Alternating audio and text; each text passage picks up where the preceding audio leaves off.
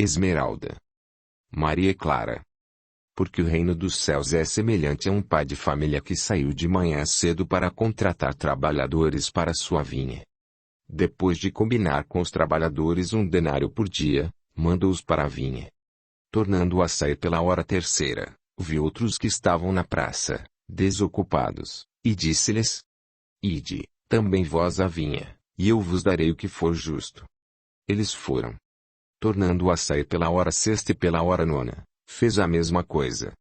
Saindo pela hora 10ª, encontrou outros que lá estavam e disse-lhes: Por que ficais aí o dia inteiro sem trabalhar? Responderam: Porque ninguém nos contratou. Disse-lhes: Ide, também vós para a vinha. Chegada a tarde, disse o dono da vinha ao seu administrador: Chama os trabalhadores e paga-lhes o salário, começando pelos últimos até os primeiros. Vindos da hora 10ª, receberam 1 denário cada um. E vindo os primeiros, pensaram que receberiam a mais, mas receberam 1 denário cada um também eles. Ao receber, murmuravam contra o pai de família, dizendo: Estes últimos fizeram 1 hora só e tu os igualaste a nós, que suportamos o peso do dia e o calor do sol. Ele, então, disse a um deles: Amigo, não fui injusta contigo. Não combinaste 1 denário? Toma o que é teu e vai. Eu quero dar a este último o mesmo que a ti.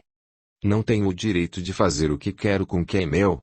Ou teu olho é mau porque sou bom? Assim, os últimos serão primeiros e os primeiros serão últimos.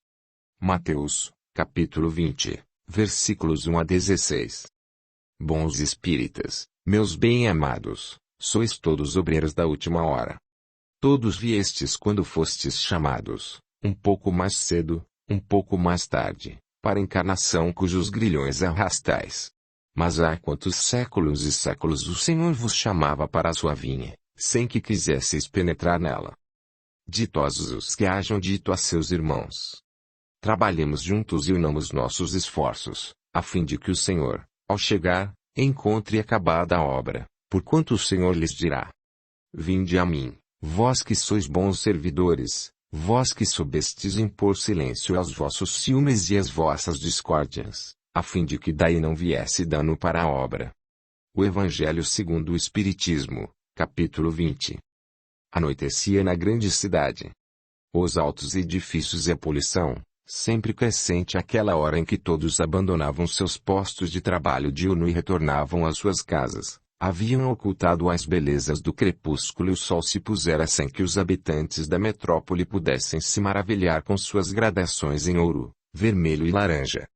Uma garoa fina surgira e o frio incomodava, secundado por cortantes ventos que açoitavam os transeuntes, os quais, unidos em anônima massa, dirigiam-se aos metrôs ou às lotações. A Avenida Paulista fervilhava ao toque de impacientes buzinas e gritos exasperados de motoristas estressados. Dos arranha-céus desciam levas e mais levas de paulistanos.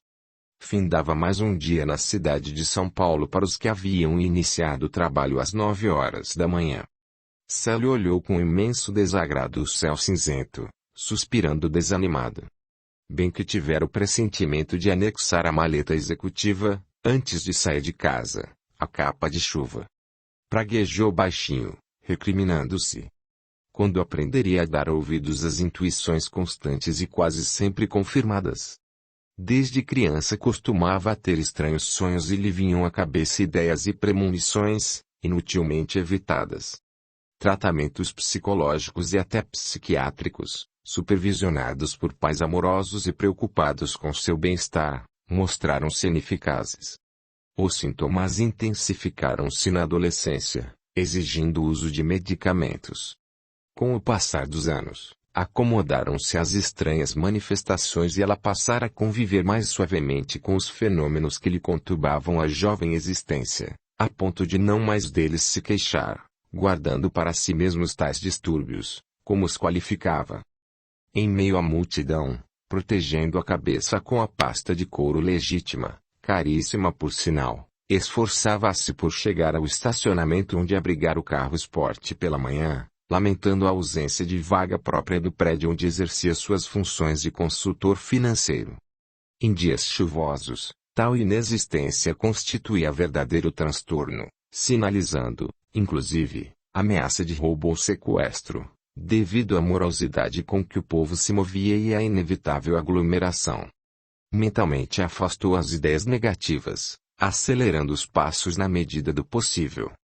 Agora a garoa se transformara em chuva forte, e ele viu-se forçado a buscar refúgio sob uma marquise, condenado a esperar que o aguaceiro cessasse, temeroso intimamente pelo agravamento de uma gripe ainda mal curada e pelas calças do terno de finíssimo tecido, irremediavelmente sujas. Outros haviam a mesma ideia e ele se viu pressionado contra a parede, sentindo nas costas a aspereza do concreto aparente. Praguejou novamente, a meia voz, pois as pessoas pareciam não atentar para o fato de a projeção da laje não ser suficiente para tantos. Repentinamente, indescritível onda de mal-estar o envolveu e teve a sensação de estar se desligando do corpo. Uma vertigem, um abandono. Viu-se caindo, o rosto resvalou contra a calçada esburacada e, como se em letárgico transe, sentiu algo quente escorrendo, misturando-se às gotas geladas, formando róseos veios na enxurrada. Sangue. Seu sangue. Vozes, muitas vozes, mas ninguém ao seu lado, ninguém a tocá-lo ou auxiliá-lo. Bem de longe, registrou o comentário. Bêbado. No entanto, parece ser importante. Olhe só as roupas. Uma parte ainda consciente de seu ser reagia silenciosamente à acusação indevida. Mas eu não bebo. Está acontecendo algo muito sério. Por favor, chamem um médico, uma ambulância. E o pesadelo continuava. Sentia todo o corpo se distender dolorosamente, como se submetido a violenta atração. Braços e pernas agitavam-se à sua revelia. A cabeça latejava violentamente. Quis gritar, mas a voz não saía.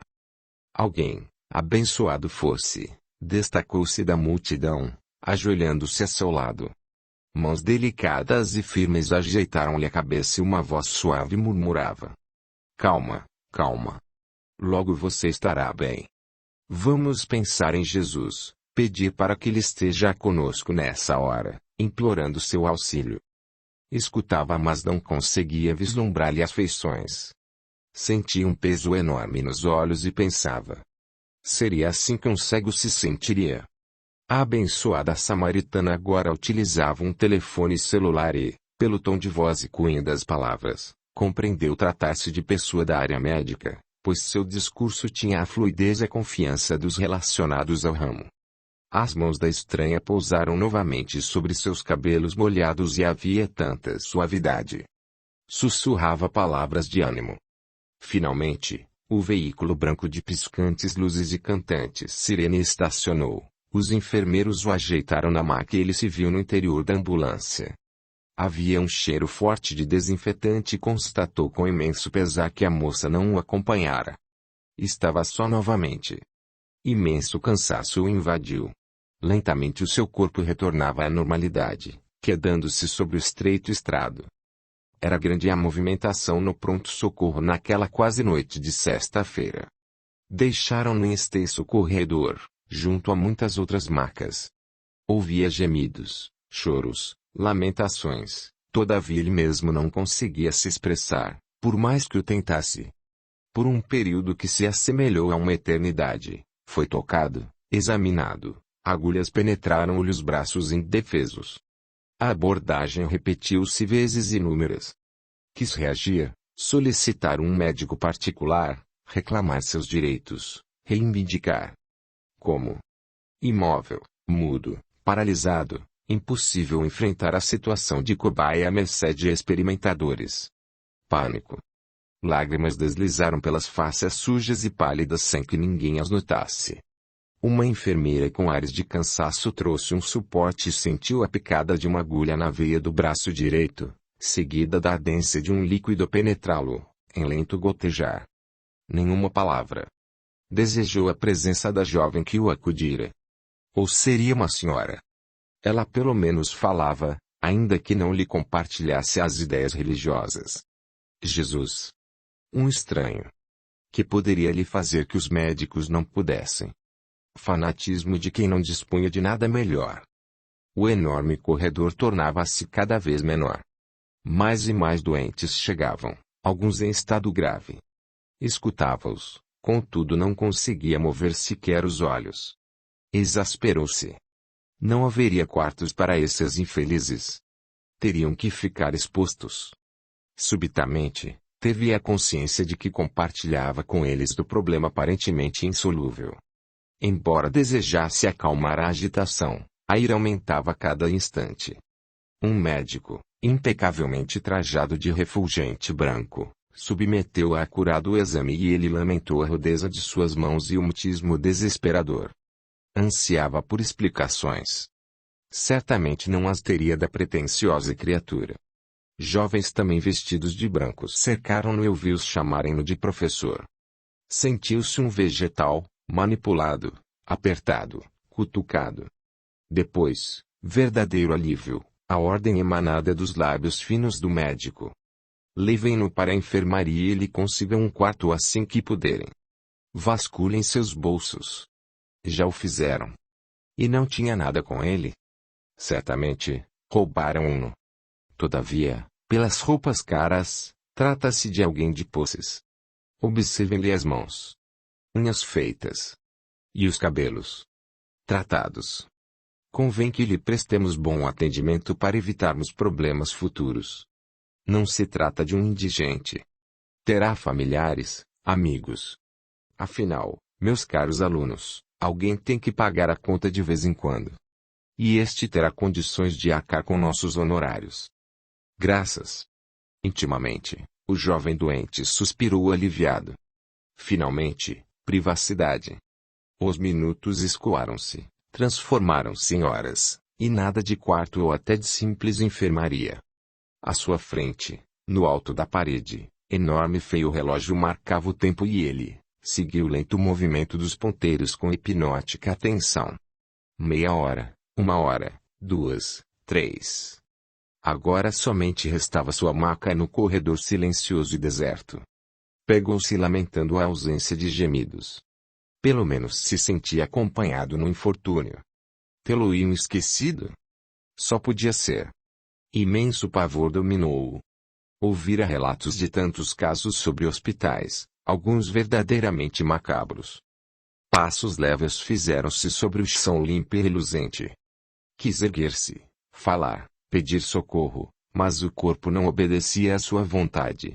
A moça vestia branco e, na cabeça delicada, ornada de louros e fartos cabelos recolhidos em longa trança, equilibrava encantadora a touca enfeitada com tênue friso azul.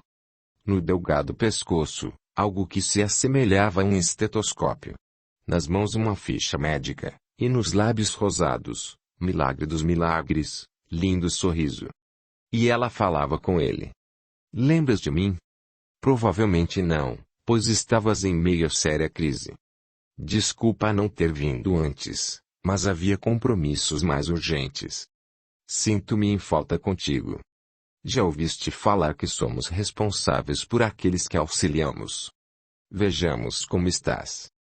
Seria a moça que o acudira? Como se lesse seus pensamentos, a linda enfermeira meneou negativamente a loura cabeça. Não, não era ela a moça do celular. Que diferença no toque.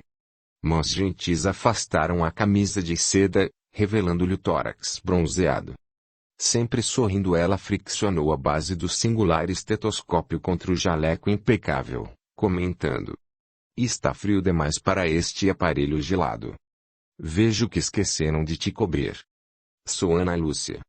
Alguns insistem em me chamar de doutora. Minha especialidade é cuidar de pessoas com certos probleminhas, como os teus. Vamos lá. Como que obedecendo a invisível comando, enfermeiros finalmente chegavam, conduzindo sua maca para um quarto simples, todavia limpíssimo, pintado de azul bem clarinho. Percebeu no corpo desnudo a maciez do camisolão do hospital e o contato com os lençóis alvos e bem passados.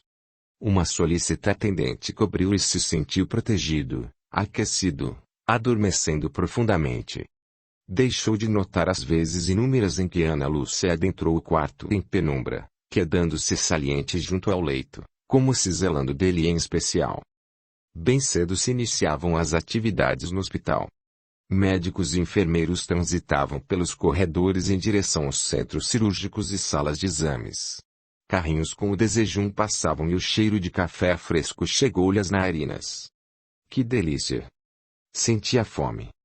Queria banhar-se e fazer uma farta refeição matinal, pois somente almoçara no dia anterior e, ainda assim, um sanduíche engolido às pressas entre a análise de um papel e outro e o telefone que não cessava de tocar. Constatou com horror que o corpo não obedecia ao comando de seu cérebro. Estava paralisado. Tentou gritar, tocar a campainha, chorar. Nada. A mesma enfermeira da noite anterior, agora com aparência exausta, adentrou o quarto e substituiu o frasco de soro por outro cheio, rápido e silenciosamente. Sem olhá-lo, afastou as cobertas, colocando-lhe a sonda com habilidade e logo o enfermo sentiu a pressão da bexiga diminuir à medida que o líquido quente passava para a cuba esmaltada. Outro enfermeiro banhou com esponja e água morna, trocando a roupa de cama. Conversavam entre si, contudo pareciam não lhe notar a presença. Simplesmente exasperante. A manhã escoou-se lenta e inexoravelmente solitária. Onde estaria a linda Ana Lúcia? Quando já desanimava, eila que surge, acompanhada de suave perfume e uma paz incrível. A moça sentou-se na única cadeira e, após os cumprimentos de praxe, disse-lhe: Célio, tu não me conheces, mas tenho seguido teus passos há anos. Não te assustes, não sou nenhuma maluca. Meu nome é realmente Ana Lúcia e fui enfermeira há muito tempo, exercendo essa profissão na Terra, considerando-a um verdadeiro ministério de amor. Isto foi há muitos anos, como podes notar por minhas roupas. Observando-a mais atentamente, o rapaz reparou na saia que chegava aos pés calçados com delicadas botinas de pelica branca. O casaquinho, que equivocadamente julgara um jaleco, acinturava-se encantadoramente, marcando suavemente o corpo jovem e bonito, apresentando o mesmo friso da touca na gola e nos bolsos. Lembrou-se de alguns filmes de ficção e perguntou-se: que estaria acontecendo? Viajara no tempo. Como se lesse mais uma vez seus pensamentos, a moça riu esclarecendo: não fizeste tal viagem fantasiosa, meu caro. Todavia, estás vivenciando uma experiência fascinante. Quem achas que sou? Já não sei. Inicialmente julguei que fosse uma enfermeira do hospital. Agora percebo que as roupas são de outra época. Com você posso me comunicar, falar. Decididamente, trata-se de um enigma, bela Ana Lúcia. Que terá acontecido comigo? Passaste por severo ataque, provocado pela tensão demasiada, pela má alimentação, pela ausência de exercício. Sem falar no cigarro, na ausência de sono, na mágoa recolhida, na solidão. A voz compreensiva e terna da moça rompeu as máscaras de competente onipotência, permitindo que as emoções extravasassem e com elas a fatídica pergunta: vou morrer? Você é um daqueles anjos que surgem para anunciar a morte? Ou será que já morri? Não, não morreste e não vai acontecer isso, pelo menos por enquanto, a não ser que persistas no processo de autodestruição em que enveredaste há tempos. Então, nada poderemos fazer por ti. Desencarnarás e, o que é pior, amargarás profundos sofrimentos decorrentes de tua negligência e desamor pelo corpo físico, pois estarás cometendo, nada mais nada menos, o que designamos como suicídio involuntário. Quanto a ser um anjo, falta muito para isso. Melhor me considerar um espírito amigo, designado para te auxiliar. Por favor, olha teu corpo com atenção. O moço volveu os olhos para si mesmo e se viu em aparelhos, tubos, respirador artificial. Imóvel, olhos fechados. Morto. Não, não estás morto. Clinicamente, classificam-te em coma profundo. Para a ciência da Terra, poucas chances tens. És aquilo que jocosamente chamaram de um vegetal. Mas vejo, sinto, ouço. Embora meus olhos estejam cerrados, nada deixa de ser percebido. Assim é. Em muitos casos, mais do que imaginas, a imobilidade e letargia atingem somente o corpo físico, embora a medicina terrena e os encarnados ainda não saibam disso. Espera. Falo com você, dialogamos, como pode ser? Por que não com os outros? É terrível. A moça sorriu levemente, acrescentando: teu corpo está em coma, não teu espírito.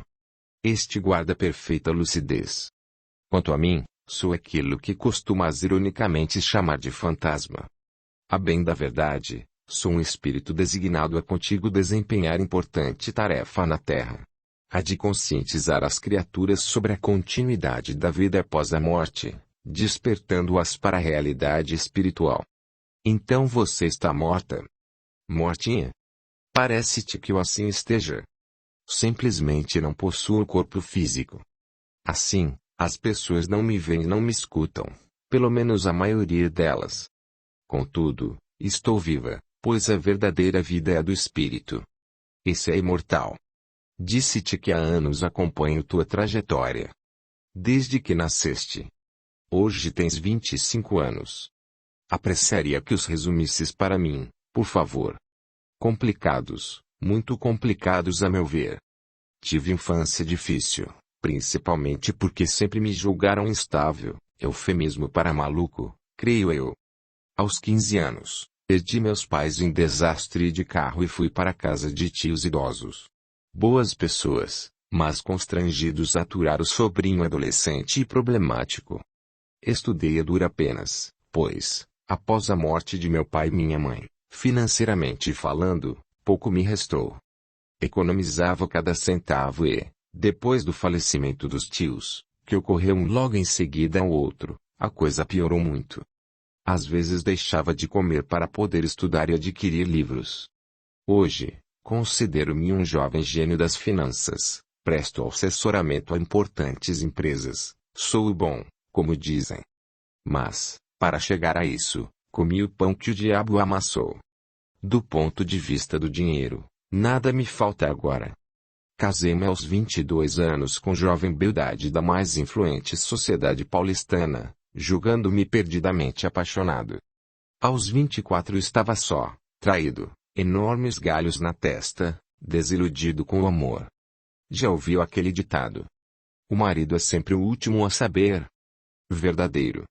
Há 1 ano e meio me encontro residindo em selecionado apart hotel, mergulhado em um abismo de baixa estima e solidão. Você tem razão. Alimento-me muito mal, de sanduíches habitualmente e a horas incertas. Durmo pouco, pois a cama vazia da mulher que ainda amo constitui tormento que se repete noite após noite. Entupo-me de calmantes para adormecer e de estimulantes para conseguir trabalhar. Fumo muito, cerca de 3 maços por dia. Morro de ciúmes da esposa que se foi. Temo e evito novos relacionamentos. Tornei-me avesso às mulheres. Que mais? Será que esquecia algo, doutora do além? Sim, o mais importante a meu ver. Como estás com Deus? E ele existe? Não o tenho visto ultimamente ou sentido sua presença entre nós, pobres mortais. Se não, ele deve ser um sádico. Quanto sofrimento há no mundo sob suas vistas complacentes. Olha esse imenso hospital, por exemplo. Gemidos, choros, dores, abandono, insensibilidade. Embora te recuses a acreditar, Célio, Deus existe e sua justiça é perfeita e jamais deixa de se manifestar, muito embora as pessoas não consigam perceber sua extensão e a forma como acontece. Mandou-me a ti, nesta hora de derradeiro chamamento. Estás sendo convocado uma vez mais para a tarefa, meu amigo. Como tu, muitos se destroem física e emocionalmente, acreditando tão somente em uma única e material existência. Retornarás do coma profundo amanhã e receberás interessante e providencial visita. Através dela, abrir-se-ão novas e redentoras oportunidades em tua existência, alargar-te-ão os horizontes. A princípio julgarás tratar-se unicamente de nova paixão, pois o que sentiste até agora pelas mulheres não passou disso. No entanto, Vivenciarás experiências extremamente gratificantes se te dispuseres ao necessário e redentor ônus. No momento, a espiritualidade maior autorizou-me a te prestar estas informações iniciais. No mais, estarei a teu lado, apoiando-te e aguardando o momento propício do trabalho conjunto. Mais uma coisa. Esquecerás o que contigo ocorreu durante esta crise, que se resumirá, para o mundo, em um simples colapso físico. Todavia, em teu inconsciente guardarás fatos e palavras e terás intuição do que aconteceu e acontecerá. Além disso tudo, necessito dizer-te que ouvidaste alguém muitíssimo especial, o que nos surpreende em absoluto e constitui fato comum quando as pessoas se tornam essencialmente materialistas. Em teu caso, julgamos imprescindível reavivar-te a memória. Olha. Célio observou com crescente assombro a pequena parede da sala de unidade de tratamento intensivo ampliar-se e seus limites distenderem-se ao infinito.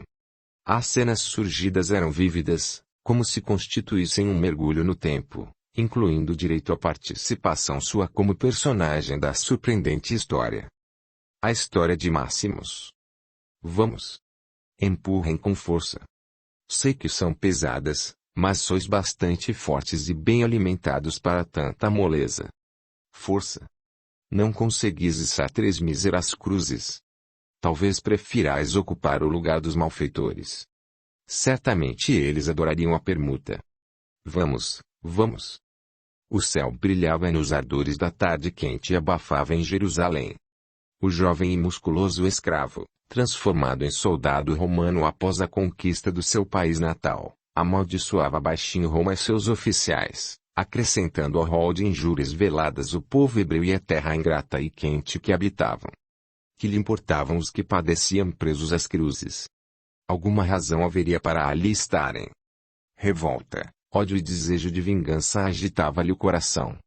Fora aprisionado durante uma das violentas e sanguinárias campanhas romanas, todas destinadas à subjugação dos povos, como se Roma fosse uma fera faminta e eternamente insatisfeita, necessitando dominar e devorar as entranhas dos que não lhe compartilhassem a raça. Por seu porte atlético e bela aparência, escapar à morte, sendo presenteado a um dos muitos generais do império, o orgulhoso Flávio Tarquinius na qualidade de escravo. Escravo. Quem eram eles para assim determinar? Nascera livre, continuaria livre, não obstante o açoite, as ordens, o uniforme detestado de soldado imposto pelo orgulhoso general, seu dono. Um dia, quando menos esperassem, cortar-lhes-ia as gargantas odiosas, atirando-os à piscina. Não haviam feito isso com suas irmãs? Com sua mãe? Então, julgavam que, por envergar o uniforme romano, esquecera o sofrimento e as injúrias. Jamais. Vingar-se-ia. Saberia esperar a hora e o momento exatos. Acompanhar a tarefa de fixar os 2 homens sem sequer os olhar. Era indiferente a seus gemidos de dor a transfixação dos enormes escravos. O terceiro, ao contrário, despertara-lhe a atenção. Nenhum gemido. Um dos ladrões praguejava ferozmente, amaldiçoando a multidão e os algozes. O outro chorava e gemia, buscando com os olhos aquele a quem o povo chamava de Rabi. O profeta calava-se simplesmente, suportando com rara coragem e surpreendente resignação o castigo humilhante. Por que não lançavam uma maldição contra a soldadez que a turba? Fosse ele em tal circunstância, daria o último suspiro maldizendo o presente e as futuras gerações dos que o crucificavam. Malditos romanos!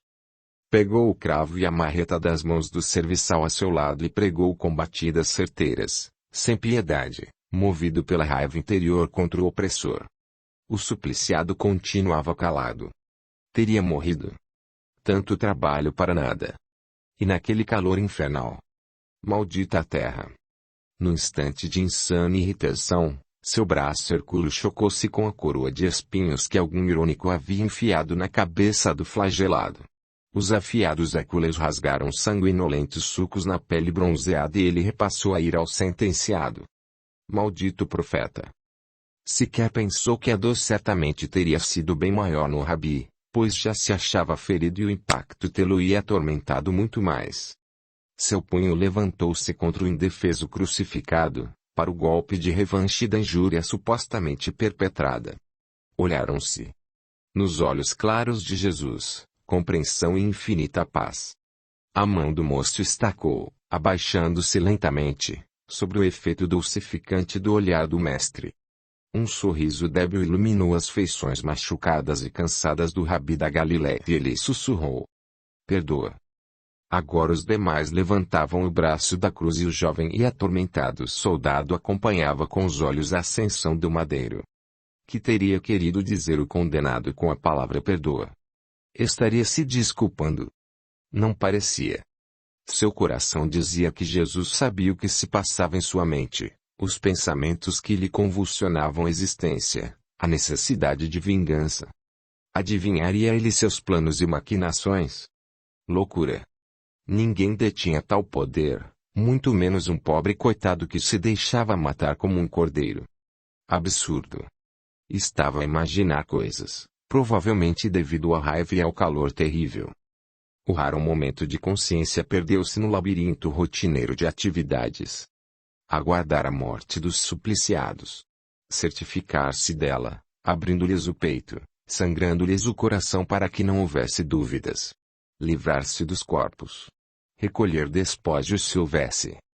Para o soldado a crucificação do mestre Nazareno não passara de mais um castigo em meio a muitos.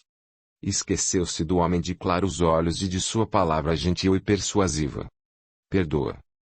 Com o coração imerso em sombras e o desejo de vingança bradando alto no peito, o soldado aguardava o retorno a Roma, onde mais fácil seria a consolidação de seus propósitos assassinos. 3 anos se passaram e estes não foram suficientes para serenar a mágoa e o ódio. Ao final deles, o orgulhoso Tarquínios recebeu ordens de tornar a sede do império, onde ocuparia importante cargo. Como não poderia deixar de ser, fez-se acompanhar do escravo silencioso e enigmático, considerando-o seu mais valioso e submisso pupilo, crendo mais do que um escravo.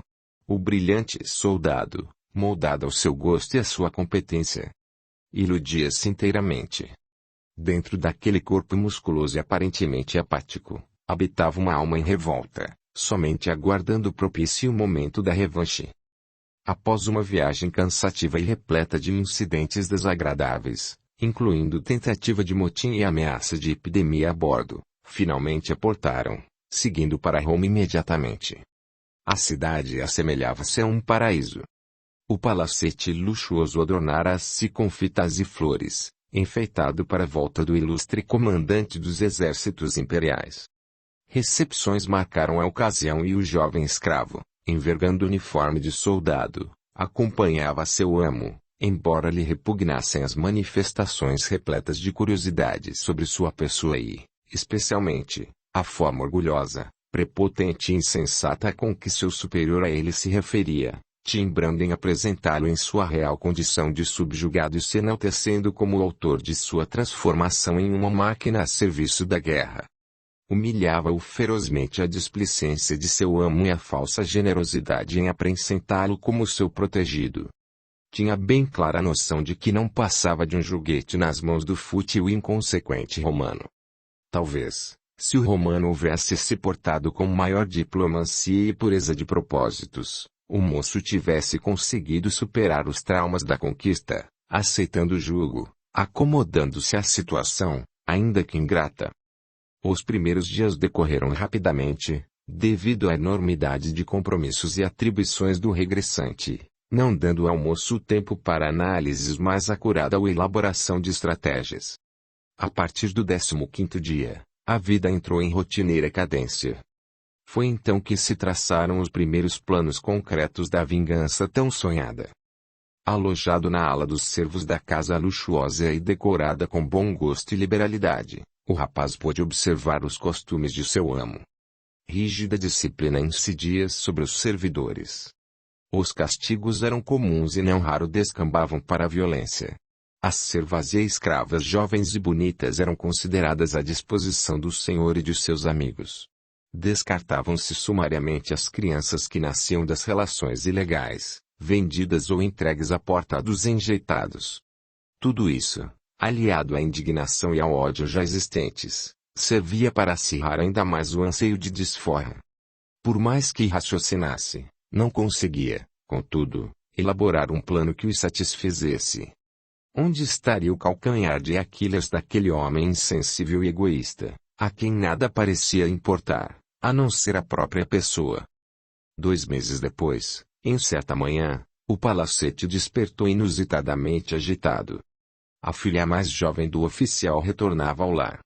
Pela vez primeira, o moço leu nos olhos de seu senhor expressão de verdadeiro bem-querer e imaginou quão grande seria a sua dor se algo acontecesse à mocinha.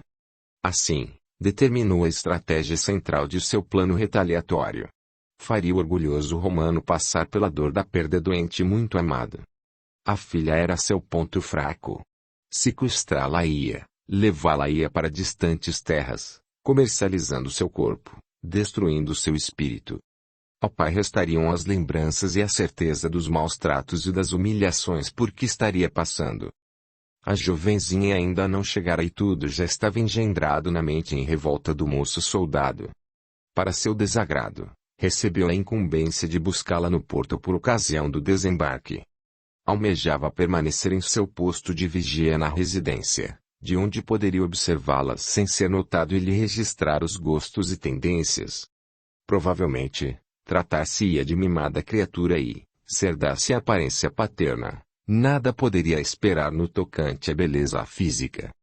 No cais, desdenhosamente aguardava que os escravos baixassem as bagagens, importunado com a demora da jovem. Onde estaria a infeliz? Uma figura de esbelto talhe e traços perfeitos, nos braços de cuidadoso servo, desembarcou finalmente. Olhando-a, mal acreditava no que seus olhos enxergavam. Muito bonita, quase uma menina, e, para seu espanto, impossibilitada de andar. Exasperou-se. Quem compraria uma escrava branca paralítica? Ou seria aleijada? Disfarçando as emoções, achegou-se, inclinando-se respeitosamente. Os olhos claros e imensos observaram-no com a pureza das crianças, sem qualquer preconceito ou receio, e sua voz suave e ainda infantil correspondeu informal e agradavelmente ao rígido cumprimento do soldado atraente e sisudo. Senhor, bem vejo que meu pai está às voltas com suas obrigações mais uma vez. Que fazer? Estou muito feliz em voltar, pois as saudades do paizinho me afligem o coração. Quem sois? Senhora, podeis me considerar um escravo de vosso pai. Encarregou-me de tomar as providências para que estejais bem e conduzir-vos a casa. Escravo? Como, se envergais o uniforme de nossos exércitos? Além do mais, não me pareceis um escravo. Sois demasiado orgulhoso para tal. A observação pertinente e franca incomodou e sentiu o rosto arder. Ela sequer o conhecia e, no entanto, conseguia ler os reais sentimentos que agitavam sua alma. Como sabia que era orgulhoso? Controlando-se com muita dificuldade, respondeu. Trata-se de uma história longa e sem atrativos. Vosso pai julga-me merecedor de confiança. Assim sendo, por favor, não vos zangueis. Não houve, em absoluto, a intenção de vos ferir os brios. Sigamos adiante, deixando momentaneamente de lado as minhas interrogações importunas. A viagem de volta foi silenciosa. Embalada pelo saculejar cadenciado do veículo, a mocinha adormecera, propiciando ao moço o ensejo de a olhar sem constrangimentos ou temores. Os traços suaves do rosto, as mãos delicadas, os cabelos dourados em caprichosos cachos, as pérolas ao pescoço longo e flexível. Que teria ocorrido para que estivesse imobilizada? Deduziu que seu senhor preferira não mencionar o verdadeiro estado da filha muito amada. Talvez se envergonhasse. Bem característico de seu orgulho e vaidade imensos. Um pai ansioso e feliz aguardava nas escadarias de mármore. Abraçado à filha, chorava de emoção, deixando o escravo surpreso, pois o considerava insensível e jamais calculara a extensão do sentimento devotado à jovem. Lívia, filhinha, que bom voltares ao lar. Embora tenhas sido bem cuidada na casa do nobre Cestus, teu lugar é aqui.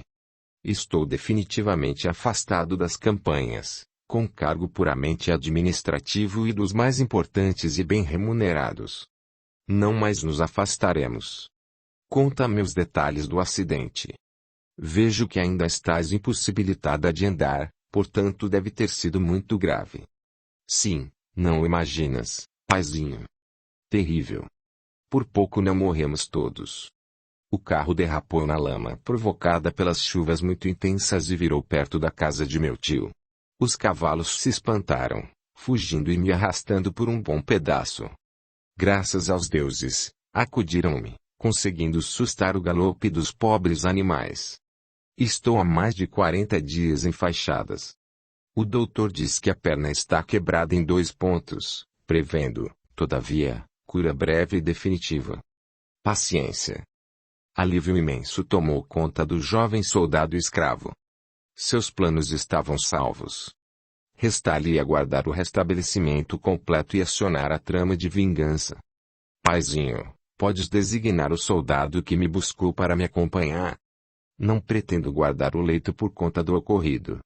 Desejo ver gente, rever amigos caros. Certamente. O que quiseres, minha linda.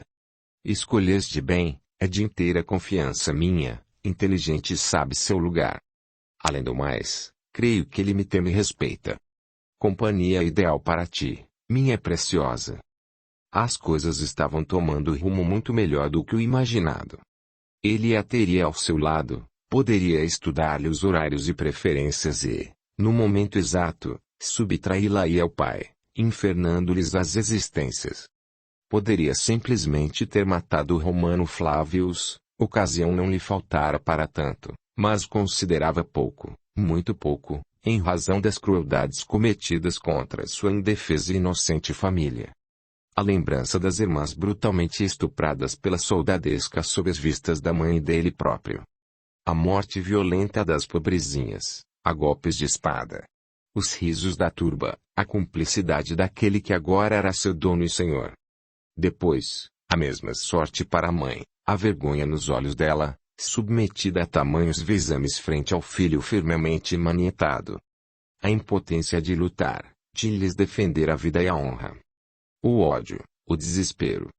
Ele pagaria, receberia o castigo, já que os outros algozes poderiam ter sido por ele impedidos.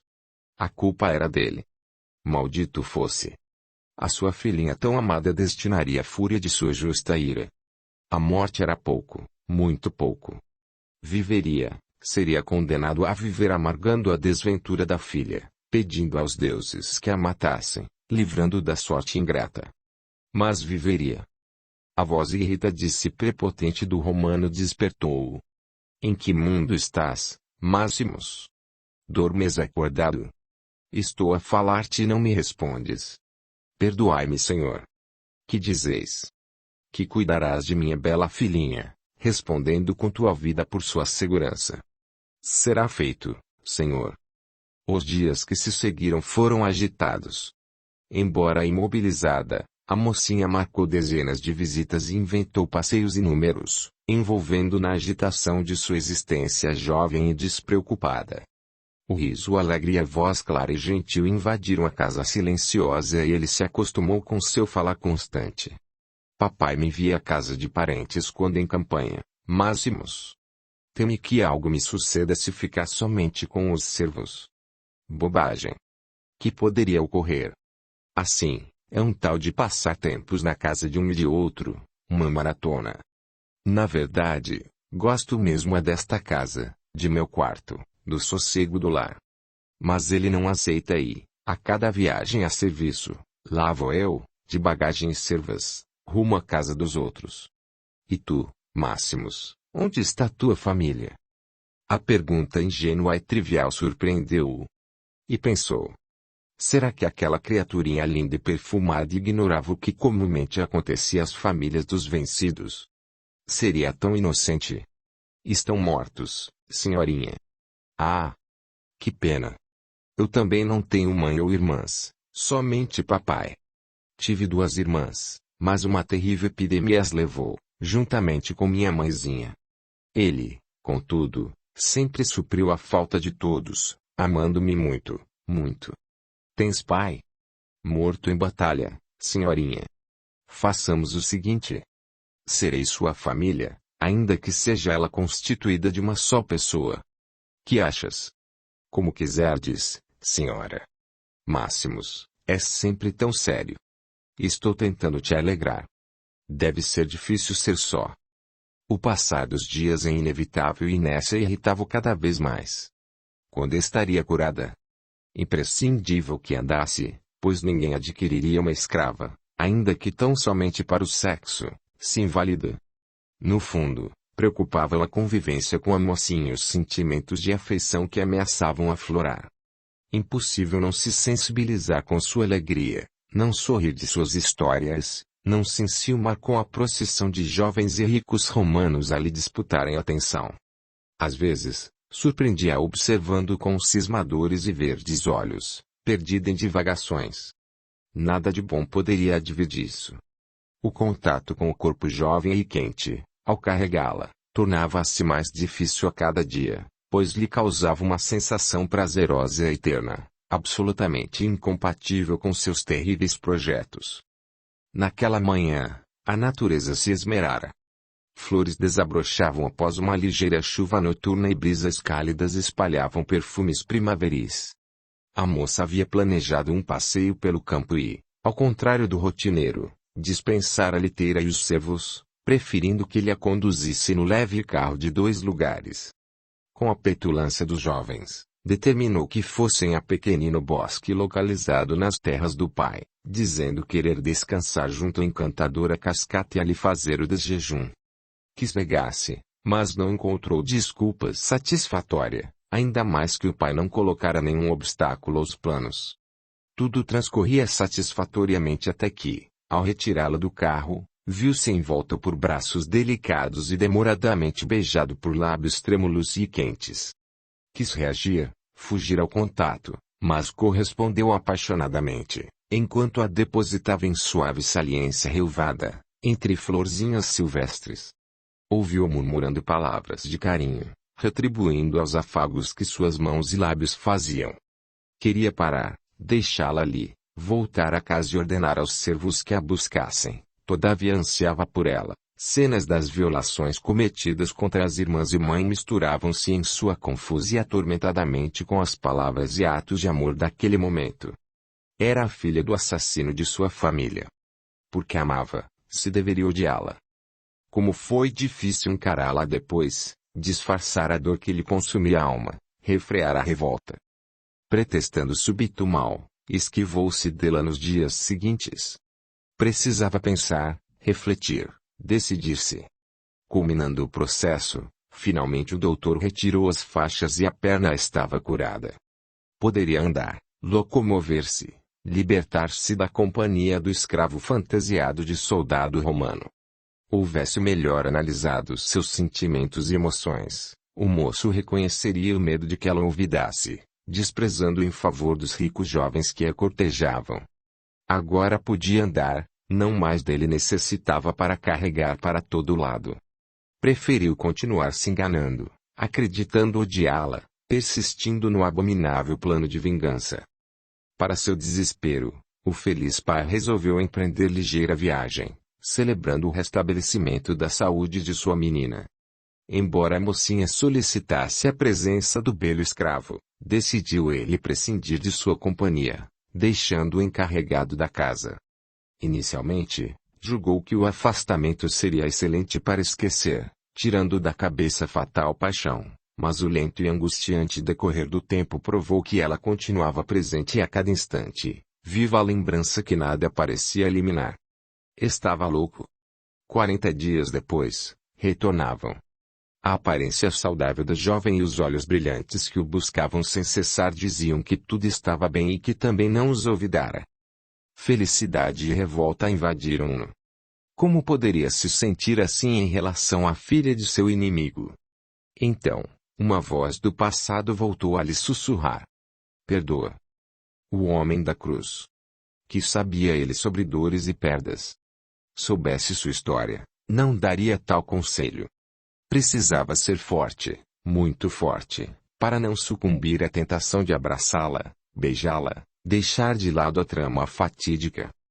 Anoitecendo, mal a imensa casa mergulhara em sombras e seus moradores adormeceram. Uma figura envolta em leve traje de dormir atravessou os jardins, penetrando nos aposentos do escravo.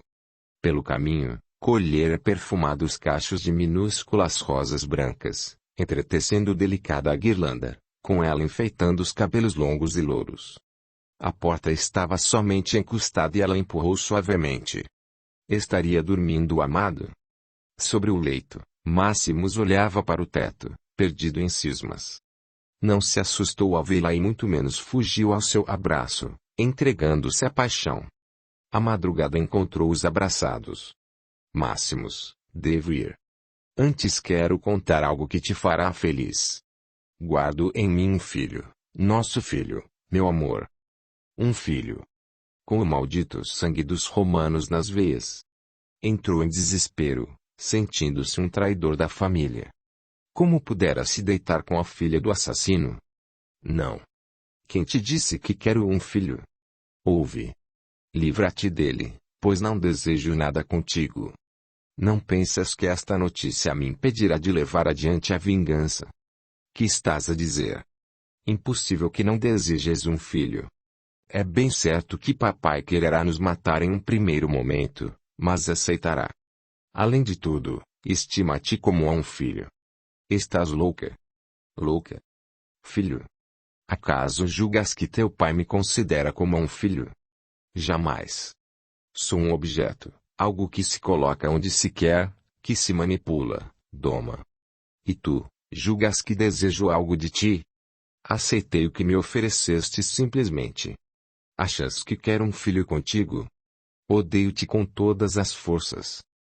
Completamente transtornado, o jovem escravo sacudia a moça com fúria. Olhos injetados, fitava cegamente. Depois, vendo-a recuar aterrorizada, golpeou-a na cabeça com o punho fechado. Desmaiada, ele a carregou com facilidade, apoiando-a contra seu corpo na veloz montaria. Juntos perderam-se na noite, rumando para os arredores de Roma. Resolvera colocar em prática o plano de transformá-la em escrava imediatamente. Ao amanhecer, chegou ao ponto onde caravanas de distantes terras retornavam a seus pontos de origem após lucrativos negócios.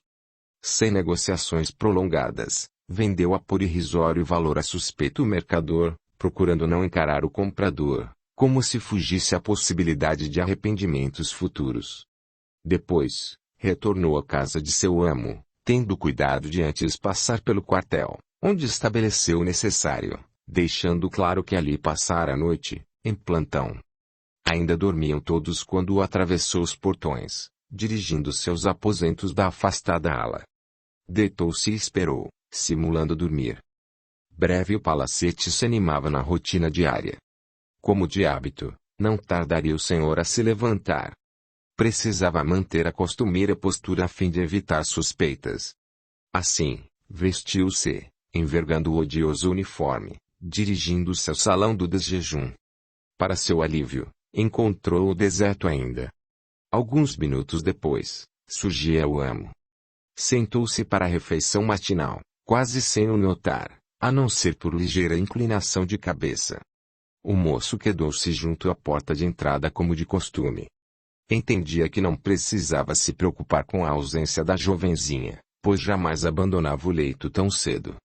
Provavelmente a ama perceberia primeiramente sua falta, muito mais tarde, alertando os demais. Restava-lhe aguardar. O dia quente e abafado de verão na cidade de Roma jamais lhe parecera tão monótono e difícil de passar. Por volta do meio-dia, apressado e apavorado o escravo, cavalgando espumante animal da estrebaria de seu amo, adentrou os portões do quartel, e rompendo na saleta onde o oficial e seu assistente despachavam. Senhor, uma desgraça. Ora, acalma-te. Que desgraça? Quem morreu? Senhor, a senhorinha Lívia desapareceu. Deixou o leito intacto e sumiu, provavelmente à noite. Vasculhamos os armários e não demos por falta de trajes, O que nos leva a concluir que não planejou tal sumiço. Estás louco? Como alguém pode desaparecer de dentro do palácio, sem mais nem menos? Com certeza está a passear. Procure na melhor. Senhor, já buscamos e rebuscamos.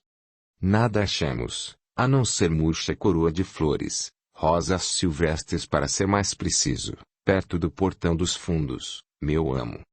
Nem sabíamos que ali havia uma passagem para o exterior. A ama nos revelou em meio ao desespero. Tudo sugere que tenha sido sequestrada. Quem quer que seja o malfeitor, a esta hora deve estar longe. Vamos, quero ver bem de perto o que está acontecendo. Máximos, acompanhe-me. Apesar das buscas e diligências, muito pouco se pôde concluir a partir das hipóteses levantadas. Um desatinado pai passava do desespero à cólera, acabando por desabar desacordado sobre um dos inúmeros triclínios ao constatar que algo muito sério sucedera à filhinha muito amada. Mobilizou-se o contingente de soldados e oficiais de Roma na busca. Após 3 semanas, o próprio pai concluiu a inutilidade da tarefa. Quem a sequestrara provavelmente estaria bem longe.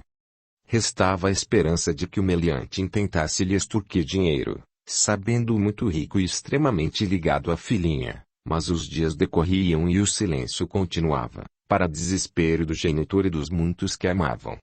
Dentre os que persistiam nas buscas, salientava-se o jovem e belo escravo, também soldado de Roma. Sua fisionomia fechada e abatida reforçava a ideia de que muito penava pelo desaparecimento da jovem senhora, comprovando o afeto que unia a família do poderoso senhor. Como se enganavam. Aos 70 dias do infeliz acontecimento, finalmente chegou à casa do rico romano o pergaminho cuidadosamente atado a uma pedra, lançado contra a linda varanda de mármore. Em breves linhas, comunicava ao angustiado pai o destino da filha. Vendida em mercado de escravas, para prazer de riquíssimo e devasso sultão. A missiva sugeria que, após os primeiros tempos de novidade, esse provavelmente a repassaria um dos muitos prostíbulos da região. Imaginem a dor daquele pai. Seus gritos e urros repercutiam pelo palacete em polvorosa, aterrorizando os servos e amigos, sustando qualquer intenção de consolo. Temeram por sua integridade física, supondo-o à beira de um ataque. A esperança de localizar o autor da façanha fez com que o homem se acalmasse, retornando às investigações, sempre com a ajuda do servo e soldado. De onde teria vindo a carta? Como anteriormente, nada se descobriu.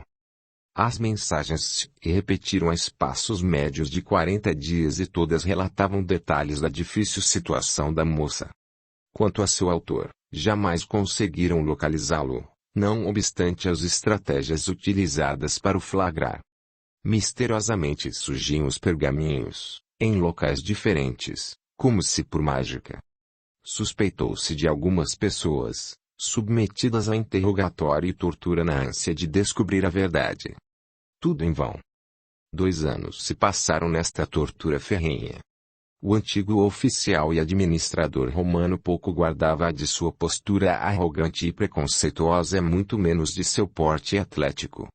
Vergado pela dor, emagrecera, definhando dia a dia. Branquearam os cabelos fartos e castanhos. As mãos tornaram-se trêmulas. Caminhava com dificuldade, sempre acompanhado por Máximos e por ele amparado. Aos olhos do mundo, assim que o impacto da cruel perda esfriou, tratava-se de um fraco. O próprio imperador, em vista de seu desempenho inconstante e falho, cuidara de o dispensar de suas importantes atribuições. Passara então a se confinar no palacete silencioso e vazio, entregando-se à dor e ao vinho. Também aos olhos do mundo, a boa vontade e perseverança do belo e musculoso servo demonstravam dedicação e afeto, à semelhança de um filho. Certa manhã, ao passear pelo jardim, um pergaminho depositado sobre um dos bancos de mármore acabou por desatiná-lo. Tratava-se de bem redigido texto, onde o autor, além de fornecer informações, anexara extensa lista de pelo menos 20 nomes masculinos, todos desconhecidos do desesperado pai, afirmando tratar-se dos clientes atendidos pela moça no prostíbulo de distante cidade do Oriente, em um só dia, deixando bem clara a lastimável situação da adorável filha. O documento também esclarecia, finalmente, os motivos da cruel empreita. Vingança. Em tons irônicos e rancorosos, o algoz indagava do atormentado pai se ele tinha ideia de quantas famílias dizimara em suas campanhas bélicas, de quanta honra subtraíra a inocentes jovenzinhas, de quanta dor causara a pais, mães e irmãos. Presente a dramática leitura, Máximos amparava o infeliz pai, impedindo-o de cair ao piso do jardim. Fisionomia impassível, viu enrijecer-se em terrível ataque, do qual retornou em triste condição, quedando sem leito de enfermo, imobilizado e emudecido. Aqueles que todos supunham fiel carinhoso servo, Máximos, desvelava-se à sua volta, jamais o deixando. Presumis que as cartas cessaram de chegar ao palácio imerso em tristeza? Enganai-vos, pois o cruel e desconhecido informante persistia em enviá-las periodicamente e o servo Máximos, agora sem o uniforme dos exércitos de Roma, lia-as para seu senhor, observando, com estranha expressão no belo rosto, as lágrimas deslizarem pelas faces do doente, único sinal de que ele tudo ouvia, via e sentia. O ritual repetiu-se ainda por mais 3 longos anos. Ironicamente, Máximos zelava do bem-estar físico do amo com extremo cuidado e delicadeza. Alimentava-o com infinita paciência, banhava-o vezes incontáveis durante o dia até a noite, pois o paciente não controlava as suas necessidades fisiológicas, exigindo constante higienização. Jamais reclamava da tarefa penosa, atribuindo-se a responsabilidade pelo outrora oficial romano com zelo inexcedível. Servo fiel, assim o julgavam.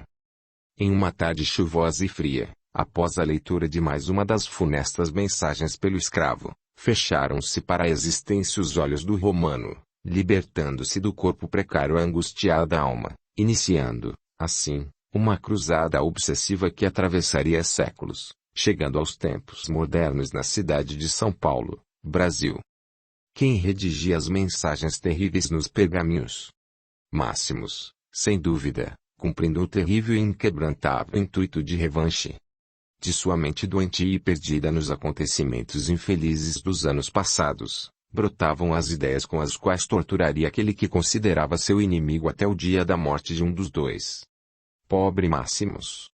Ignorava que a demanda persistiria após o decesso do corpo físico, assim como desconhecia a perfeição da justiça divina e sua misericórdia. Após a fatídica manhã em que vendera por tostões a mulher amada, nunca mais dela procurara saber, banindo-a de sua existência, ou pelo menos procurando olvidá-la. Embora não soubesse de seu paradeiro ou de sua vida, teceu fantasias, repassando-as ao pai angustiado, criando um verdadeiro inferno para o romano. Após o funeral do amo, dirigiu-se à antiga ala dos servos, onde ficava seu quarto anos atrás, sentando-se no leito, deixando que lembranças emergissem. Com o desaparecimento da moça, passara a ocupar aposento próximo ao do romano a fim de poder assisti-lo condignamente. Não mais pisara na edícula onde haviam se encontrado os dois amantes pela última vez. Agora, olhando a poeira depositada nos móveis e no piso, a marca que seus pés haviam deixado no chão, compreendeu que ninguém ali entrara mais, o que não lhe causava surpresa, tamanho o desaforamento de todos. Com o passar dos tempos, sem ninguém para lhes cobrar as tarefas, os serviçais houveram por bem deixar de lado a construção desabitada. Tudo estava no mesmo lugar, como se parado no tempo. Onde estaria a amada? Valerá a pena uma vingança tão terrível? A quem ele destruirá? Ao orgulhoso romano ou também a 2 seres que poderiam ter sido felizes? E a criança? Vagarosamente percorreu os espaços, tocando levemente os objetos. Sobre o tapete empoeirado e sujo, algo brilhante lhe chamou a atenção. Recolheu entre os dedos trêmulos o pequeno e precioso brinco de ouro e esmeraldas, provavelmente caído durante o ardor da paixão, quando suas mãos haviam afagado os longos cabelos louros. Olhou para o teto, onde aranhas domésticas haviam tecido tênues e caprichosas teias, e uma das vigas despertou-lhe particularmente a atenção. Minutos depois, seu corpo balançava nos ares, dependurado pelo pescoço, em improvisada corda feita com tiras dos lençóis do leito nunca mais ocupado. De suas mãos fortes, nos estertores finais, tombou a pequenina joia. Célio contemplava em lágrimas a singular abertura no tempo e no espaço. Na figura de Máximos, identificava-se. Que fizera? Quantos sofrimentos plantara, quantas dores! Lívia, a amada do passado, fazia-se agora presente, muito próxima, e ele podia sentir o mesmo amor, a mesma angústia da perda, como outrora. As emoções sufocavam-no. Seus olhos fitaram Ana Lúcia e ele viu que ela chorava também, mas seu pranto era suave e calmo, como se confiasse que tudo se acertaria, repleto de esperança e fé. Com medo, indagou. É ela que vem me visitar amanhã? Sim. Todavia, amanhã terás saído do inexplicável como estarás sujeito ao esquecimento e ao livre-arbítrio. Poderás acolhê-la em tua existência como há muitas outras que por ela passaram. Mais uma linda mulher. Então, será somente paixão. Poderás até manter estável relacionamento aos olhos do mundo, sem contudo te movimentares rumo ao crescimento vertical da criatura, em direção a Deus. Aquela que no passado conheceste como Lívia hoje se chama Maria Clara. É adepta do espiritismo, detendo raros dons mediúnicos, exercendo importante tarefa assistencial e espiritual em grande hospital para alienados mentais, onde constitui luz para muitos, na qualidade de médica espírita dedicada. Tu, semelhantemente, reencarnaste com a disposição mediúnica, mas até o presente tens feito surdos ouvidos ao chamamento do trabalho dignificante. O que farás de tua mediunidade daqui em diante concerne somente a tua pessoa. Mais uma vez estaremos te colocando à disposição situações e pessoas ensejadoras de reformas íntimas. És, sem tirar nem pôr, um legítimo trabalhador da última hora, como o classifica o Evangelho de Jesus. Sorrindo, a moça abraçou dirigindo-se depois para a porta. Vendo-a partir, Célio ousou indagar. E onde está meu inimigo de outrora, o pai de Lívia? Deve odiar-me. Também reencarnado. Breve o encontrarás. E você, minha amiga, voltará. Rindo, a moça respondeu. Jamais fui embora, Célio. Estou contigo há muito, acompanhando-te a evolução, alegrando-me com teus progressos e me entristecendo com teus insucessos. Tenho procurado te auxiliar, mas não posso te obrigar a mudar. No momento certo, encontrar-nos-emos, acredita. Só mais uma perguntinha. Você me mostrou a amada do passado, Lívia. Diz que Flávios está reencarnado, como eu e ela. Falta alguém, se seguirmos a lógica sequência de fatos e pessoas. A criança, o filho rejeitado por mim, o que vendi, ainda que indiretamente, provavelmente decretando sua morte. Um sorriso voltou a iluminar as feições da enfermeira, acompanhado de maroto piscar de olho. E quem achas que sou? Se houvesses perdoado o pai de Lívia, aceitando as limitações do afeto incipiente que ele demonstrava por ti, com toda a certeza ela o teria convencido a aceitar o neto e o genro desejado. Enfrentarias juntos conflitos, dissabores, uma verdadeira tempestade de sentimentos clamando por lapidação. Seria extremamente educativo, podes crer. No entanto, ainda não estavas pronto para o combate. Recuaste no decisivo momento, optando por ações infratoras praticadas fria e calculadamente. Vezes inúmeras regressaste à existência na Terra, até que chegaste à atual. Esse mal que os médicos não conseguem explicar constitui derradeiro chamamento à razão, oportunidade de confrontar a realidade, de parar de fugir. Se uma vez mais te alienares, teremos que nos conformar e deixar que continues teu caminho materialista e autodestrutivo. Mais uma vez desperdiçarás a chance de redenção e crescimento espiritual. Pela porta da unidade de terapia intensiva, a moça acenou, desaparecendo no corredor. Ao mesmo tempo, Célio se sentiu extremamente sonolento, mergulhando em tranquilo sono. Enfermeiros encarnados efetuaram as visitas diurnas e noturnas sem que deles tivesse consciência. Aos olhos da Terra, o paciente do quarto 368 continuava na mesma, em profundo coma, sujeito a dele não despertar jamais, vivendo vegetativa existência. Aos da espiritualidade, o espírito encarnado como Célio dormia, refazendo-se para despertar no dia seguinte, exatamente às 8h30 da manhã. Sequelas? Nenhuma. Lembranças do ocorrido quando desacordado? Nem pensar. Audiolivro realizado pelo canal Surya Chand Audiobook. Enquanto aguardamos o despertar de Célio, os leitores vão me permitir adicionar alguns esclarecimentos. Certamente estareis questionando qual teria sido o destino da jovem Patrícia Romana. Quando recolhemos dos lábios de Máximos essa história comovente, manifestamos tal curiosidade. Então, ele se preparava para o próximo reencarne como Célio, precisamente na cidade de São Paulo, estagiando em uma das muitas colônias espirituais, estando sob o impacto do receio de falhar novamente e de uma esperança enorme de vencer. As minhas perguntas de escritor curioso, levou-me à encantadora casinha, apresentando-me a uma jovem de excepcional beleza. Observando-nos juntos, impossível desacreditar que se amavam. Ele me disse: "Queres conhecer a verdadeira história de Lívia? Não aquela que eu impingi ao desafortunado pai, mas a real. Tenho certeza de que ela poderá narrá-la com mais detalhes do que eu. Leon, esta é Lívia." Deixou-nos a sós, pretextando urgentes tarefas na comunidade espiritual. A voz suave da moça esclareceu-me. Meu querido Máximos ainda sofre pelo passado de há 2000 anos.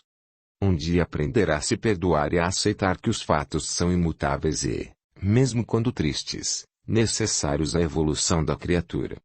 Precisamos dele retirar importantes lições de vida e trabalhar as emoções a eles inerentes. Remorso destrutivo? Jamais. Temos que seguir adiante, buscando evitar novos erros. Ao narrarmos nossa história, não pretendemos revolver o pretérito, desenterrar cadáveres. Anima-nos a intenção de esclarecer, compartilhar experiências, falar do amor do Cristo, de seu chamamento, ao qual muitos ouvidos ainda continuam surdos. Máximos deve ter mencionado que nos preparamos para renascer. Será no Brasil, está planejado que nos encontraremos, tendo a oportunidade de resolver pendências angustiosas, colocando um ponto final em relacionamentos tristes e aflitivos. Assim vou contar o que ocorreu após minha venda ao mercador. A história de Lívia. Acordei em lugar estranho e com uma horrível dor de cabeça. Inicialmente, julguei estar em um pesadelo, mas o latejar de enorme contusão perto da fronte e o estômago que revirava desagradavelmente acabaram por me convencer de que tudo era real.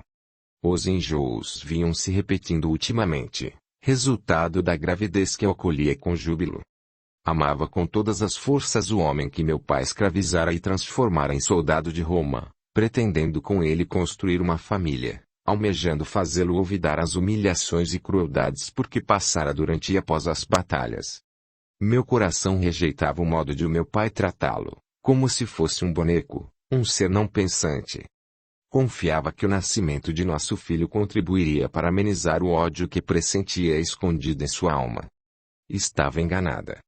Os danos haviam sido superiores aos por mim avaliados, impedindo que meu amado nos perdoasse, lançando-nos aos sofrimentos abismais do ódio e da vingança. Como dizia, a cabeça doía muito. Com os dedos localizei o ponto latejante e inchado e a triste recordação encheu-me os olhos de água. Como pudera me atingir tão violentamente após termos nos amado com loucura? A tenda estranha acabou por me desviar o curso dos pensamentos. Estava em uma caravana, pelos sons e conversas. E estacionados. Concluí que Máximos havia me levado para longe de meu pai, provavelmente temendo suas represálias. Senti-me feliz, acreditando estarmos juntos. Teríamos nosso filho, retornaríamos e nada restaria meu orgulhoso genitor a não ser nos aceitar e nos incluir em sua existência. Tudo a seu tempo. Esperei pacientemente a volta de meu amado, desculpando-a pela agressão desnecessária, deixando o ato violento por conta da surpresa e do desatino gerado pela notícia de minha gravidez. Seríamos felizes. Nós nos amávamos. Coloquei a mão sobre o ventre ligeiramente distendido e conversei baixinho com a nova vida que se formava. Não vi a hora de o agasalhar nos braços, amamentá-lo, acarinhá-lo. A manhã transcorreu quente e solitária. Uma mulher entrou na tenda, trazendo água e alimentos, e respondeu com vagos gestos às minhas indagações. Considerei que não me entendia a língua e a deixei em paz. Pensei em sair, mas temi o desconhecido, resolvendo esperar por Máximos e me acalmar. Quando o sol se pôs finalmente e a noite trouxe frescura ao deserto, o pano que vedava a entrada se afastou e um homem de avantajado físico e rosto marcado por cicatrizes diversas ocupou quase todo o espaço, fitando-me avaliativamente. Muito bela, realmente. Vale muito mais do que pagamos. Às minhas educadas perguntas, simplesmente nada respondeu, limitando-se a me escutar. Quando mencionei o nome querido e o que pensava, caiu na risada, dizendo: Achas que o teu Máximos aqui está? Se é assim que o soldado romano se chama, ele se foi há muito, após concluir a transação que me torna teu dono, minha preciosidade. Poderia ter conseguido mais, muito mais, mas provavelmente estava doido para se livrar de ti. Por acaso tens alguma doença, algo que o safado tenha querido me esconder? Ante meu desespero, exasperou-se, informando secamente. Entendamo-nos, bela escravazinha. Tenho compradores para ti. O que der mais? Este é um comércio em voga em nossos dias. Muitos se livram de seus desafetos assim. Outros, quando o dinheiro lhes falta, vendem suas escravas. E a vida, minha bela? Para os que se vingam, nada mais seguro. Quem rastrearia uma mulher pelos sinuosos e diversificados caminhos de uma caravana? Quanto a mim, não me cabe questionar motivos e propósitos.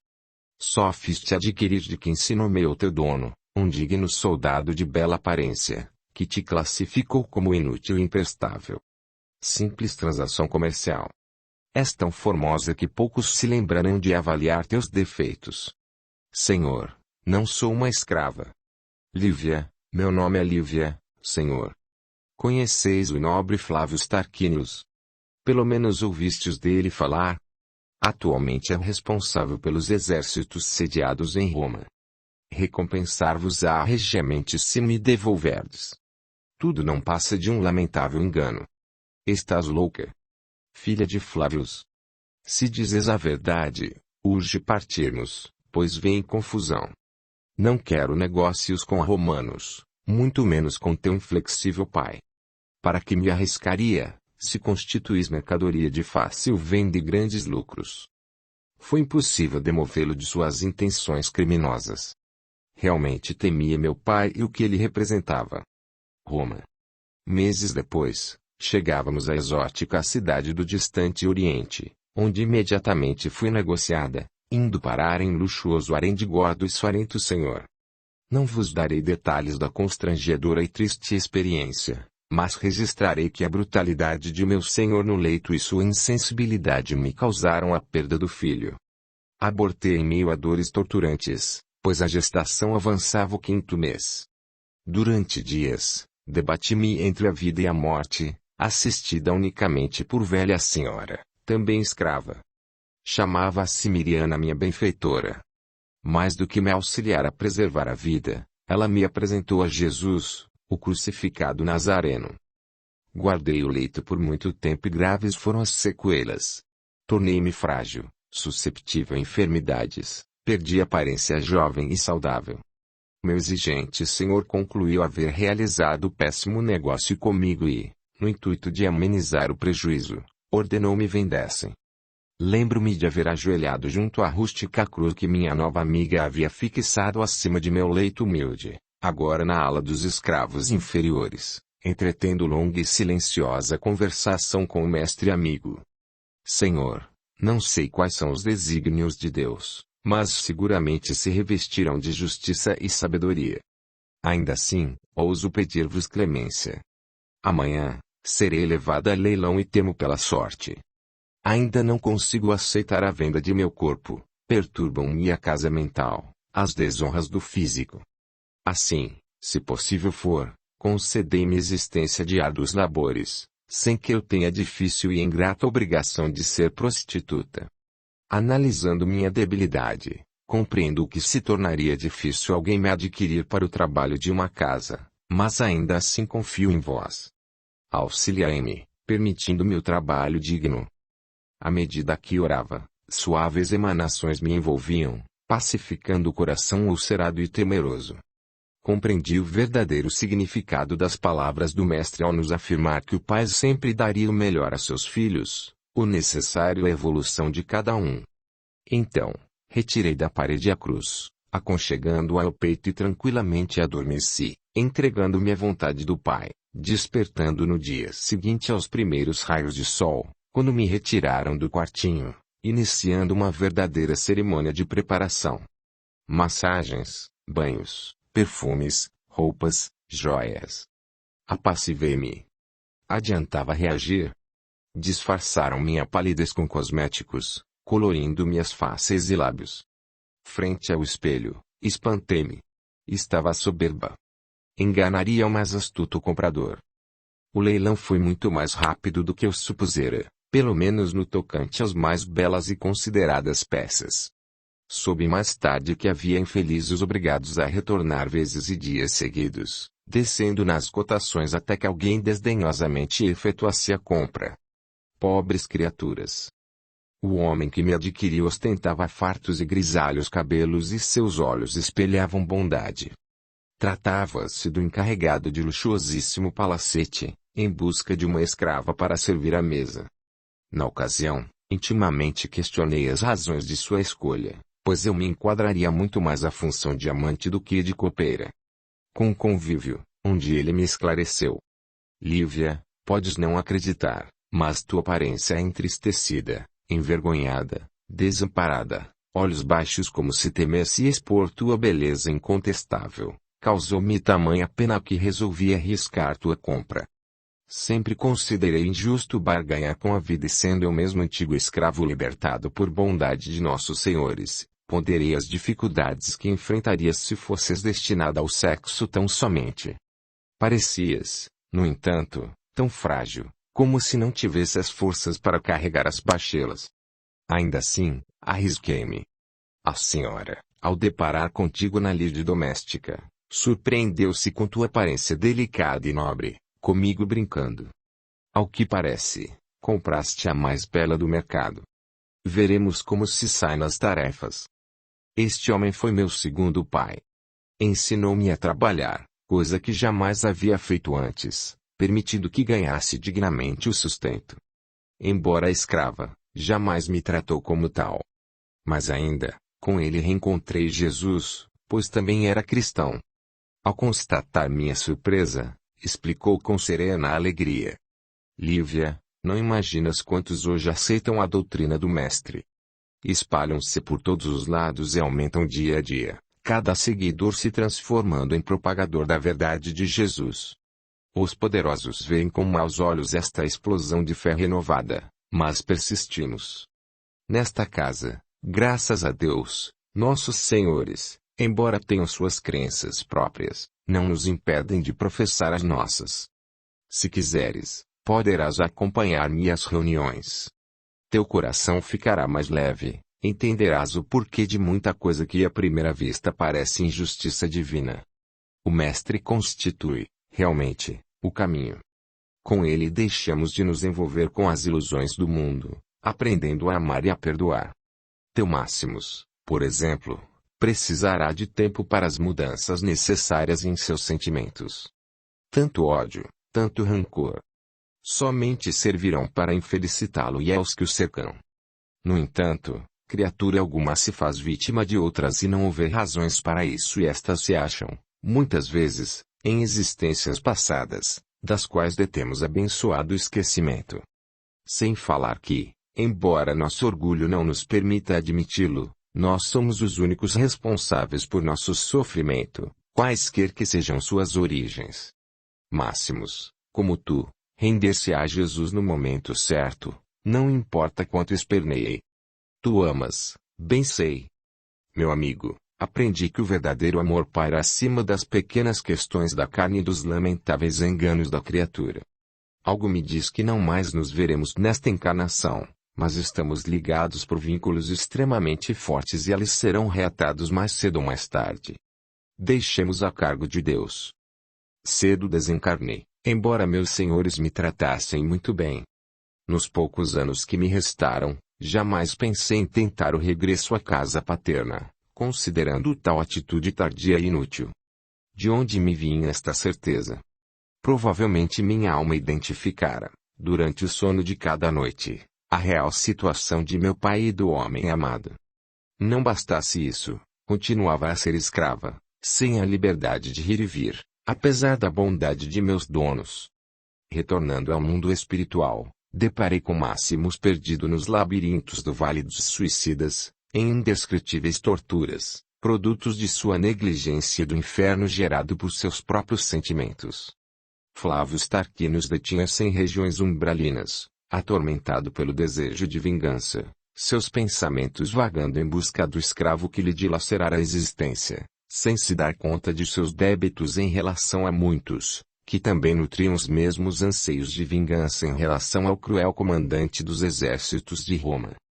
Apesar de minhas súplicas e da boa vontade de nossos amigos espirituais, nada se pôde fazer para os auxiliar efetivamente, pois estavam circunscritos a terríveis recordações, em penosíssimo processo auto-obsessivo e obsessivo. Quanta dor! Séculos decorreram. Na visão dos encarnados, parece muito tempo, todavia deixam de ter essa conotação na esfera espiritual, onde o tempo e o espaço são determinados pela criação dos pensamentos de cada um. Para os pobres infelizes, estavam ainda em Roma, em cruel combate de emoções. Continuei a me interessar por eles, aprimorando-me sempre à luz da divina mensagem de Jesus. Reencarnações, envolvendo meu antigo pai e o meu amante, processaram-se, sendo necessárias muitas para que o ódio e a culpa amenizassem, permitindo coexistência menos catastrófica. Em muitas delas, Máximos ocupou o corpo físico em deplorável estado, tendo inclusive repetido o ato suicida por 3 vezes, ocasionando maiores lesões e sofrimentos, frustrando preciosas oportunidades de reajuste. Meu pai, também devedor em relação à divina lei, sempre perseguido por vítimas do pretérito, passou por péssimos momentos em atribuladas reencarnações, algumas compulsórias. Desconheciam ainda Jesus e sua redentora doutrina, atendo-se ao materialismo. Quando o Mestre entrou em suas vidas, fê-lo pelas portas dos monastérios e conventos medievais e, mais tarde, pelos caminhos angustiosos da Inquisição. Mais débitos, mais dores. Experiências inevitáveis, no entanto, devido à imperfeição de seus espíritos. Leio em vossos olhos uma pergunta. Se reencarnei? Sim, inúmeras vezes, em contato com eles, em famílias comuns aos laços do passado e em outros agrupamentos familiares, em tarefas dos mais diversos tipos, muitas exigindo verdadeiros testemunhos de renúncia e amor. Afinal, é imprescindível ao ser que extrapole os limites restritos das famílias carnais, exercitando o amor incondicional definido por Jesus, sem o qual jamais ocorre emancipação afetiva e felicidade. Hoje me encontro na colônia Alvorada Nova, preparando-me para mais uma reencarnação. Os companheiros conhecidos como Máximos e Flávio seguir-me-ão com breve intervalo de tempo e, se tudo acompanhar o traçado e combinado, reencontrar-nos-emos daqui a 25 anos. Pergunto-me se Máximos conseguirá esperar por esse momento, pois são muitos os que se desviam do traçado, geralmente movidos por passageiras paixões. Quem sabe? Enfrentará graves problemas emocionais, resquícios dos atos do passado que ele ainda não consegue olvidar. Padecerá de estranhas angústias, decorrentes da ausência de auto-perdão. O Cristo, tantas vezes ignorado, negado, mal interpretado, empreenderá novo e forte chamamento, centrado em ostensiva mediunidade. Esperemos que tudo dê certo, caro amigo Leon. Uma assombrada equipe médica constatou o inesperado regresso do misterioso e bem apessoado paciente ao mundo dos vivos. Os exames não determinaram qualquer anomalia, ficando por conta de especulações as justificativas. Abrira simplesmente os olhos, dizendo estar faminto. Encontrava-se lúcido, até feliz. Para alívio geral, informou nome e endereço. Breve, companheiros de trabalho compareceram ao hospital, acertando despesas e providenciando sua saída. Encerrava-se assim o episódio. Pelo menos assim o acreditavam.